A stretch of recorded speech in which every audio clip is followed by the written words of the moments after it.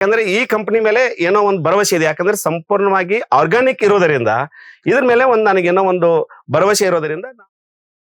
ನನ್ನ ಹೆಸರು ಮಡಿವಾಳಪ್ಪ ಯಲ್ಲಪ್ಪ ವನ್ನೂರ್, ಬೆಳಗಾಂ ಜಿಲ್ಲೆ ಯರಗಟ್ಟಿ ತಾಲೂಕು ಕಡಬಿ ಗ್ರಾಮ.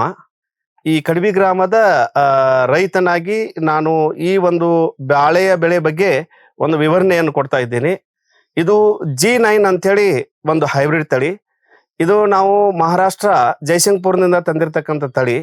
ಇದಕ್ಕೆ ನಾವು ಸಂಪೂರ್ಣವಾಗಿ 90% ನಾವು ಸಾವಯವ ಕೃಷಿಯನ್ನ ಅವಲಂಬನೆ ಮಾಡಿಕೊಂಡು ಮಾಡ್ತಾ ಇದ್ದೀವಿ. ಇದರಲ್ಲಿ APKS ಈ ಒಂದು ಆರ್ಗಾನಿಕ್ ಪ್ರೈವೇಟೆಡ್ ಕಂಪನಿ ಇಂಡಿಯಾ ಇವ್ರದ್ದು ಇದು ಫಸ್ಟ್ ಟೈಮ್. ಅಭಿಮಾನ ಅನ್ನುವಂಥದ್ದು ಫಸ್ಟ್ ಟೈಮು. ಅದಾದ ನಂತರ ಆರ್ಬಿಕ್ಸು, ಇವೆರಡನ್ನ ನಾವು ಇದು ಸಂಪೂರ್ಣವಾಗಿ ಆರ್ಗಾನಿಕ್ ಇರೋದರಿಂದ ಇದನ್ನ ನಾವು ಖಚಿತಪಡಿಸಿಕೊಂಡು ಈ ಒಂದು ಬಾಳೆ ಬೆಳೆಗೆ ನಾವು ಇದನ್ನ ಉಪಯೋಗ ಮಾಡ್ತಾ ಇದ್ದೀವಿ. ಇದರಿಂದ ಇದು ಒಂದು ಬಾಳೆ ಬೆಳೆ ಇಷ್ಟೊಂದು ಒಳ್ಳೆಯ ಬೆಳವಣಿಗೆ ಬಂದಿದೆ ಅಂತೇಳಿ ನಾನು ಅನಿಸ್ತಾ ಇದೆ ನಮಗೆ.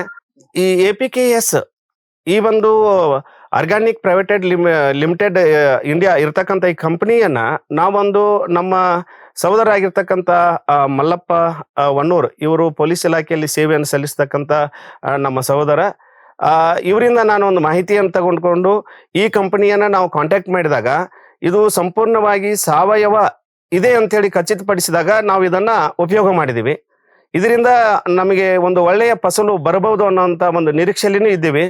ಈಗ ಸದ್ಯ ಮತ್ತೆ ನಾವು ನಮ್ಮಲ್ಲಿರ್ತಕ್ಕಂಥ ಒಂದು ಕೊಟ್ಟಿಗೆ ಗೊಬ್ಬರ ಇರ್ಬೋದು, ಹಸಿರೆಲೆ ಗೊಬ್ಬರ ಇರ್ಬೋದು, ಅದನ್ನು ಕೂಡ ನಾವು ಉಪಯೋಗ ಮಾಡಿ ಈ ಒಂದು ಬೆಳೆಗೆ ಅದನ್ನ ನಾವು ಉಪಯೋಗ ಮಾಡಿದ್ದೇವೆ.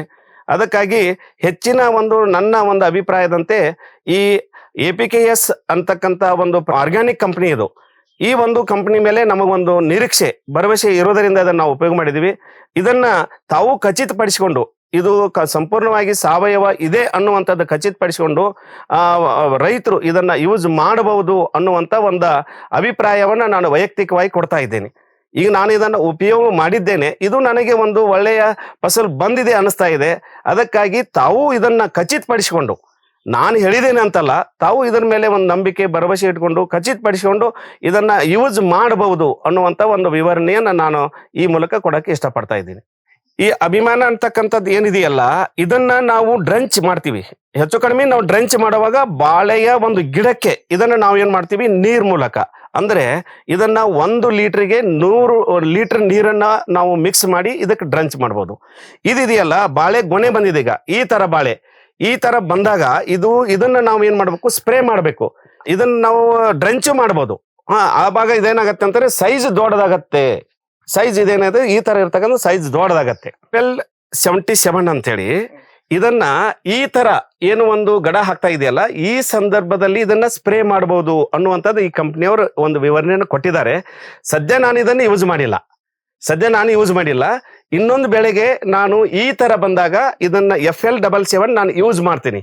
ಯಾಕಂದ್ರೆ ಈ ಕಂಪನಿ ಮೇಲೆ ಏನೋ ಒಂದು ಭರವಸೆ ಇದೆ. ಯಾಕಂದ್ರೆ ಸಂಪೂರ್ಣವಾಗಿ ಆರ್ಗಾನಿಕ್ ಇರೋದರಿಂದ ಇದ್ರ ಮೇಲೆ ನನಗೇನೋ ಒಂದು ಭರವಸೆ ಇರೋದರಿಂದ ನಾನು ಮುಂದೆ ಬರ್ತಕ್ಕಂಥ ಬೆಳೆಗೆ ಈ ಸಂದರ್ಭದಲ್ಲಿ ಇದನ್ನ ನಾನು ಯೂಸ್ ಮಾಡ್ತೀನಿ ಅನ್ನುವಂಥ ವಿವರಣೆ ನಾನು ಕೊಡಕ್ಕೆ ಇಷ್ಟಪಡ್ತೀನಿ. ಸಾವಯವ ಸಂಪೂರ್ಣ ಇದೆ ಅನ್ನುವಂಥ ನಂಬಿಕೆ ಆರ್ಗಾನಿಕ್ ಇರೋದರಿಂದ ನಿಮಗೆ ಇದನ್ನ ಹಾಕ್ಬಹುದು ಅನ್ನುವಂಥ ಒಂದು ವಿಶ್ವಾಸವನ್ನು ವ್ಯಕ್ತಪಡಿಸ್ತಾ ಇದ್ದೀನಿ.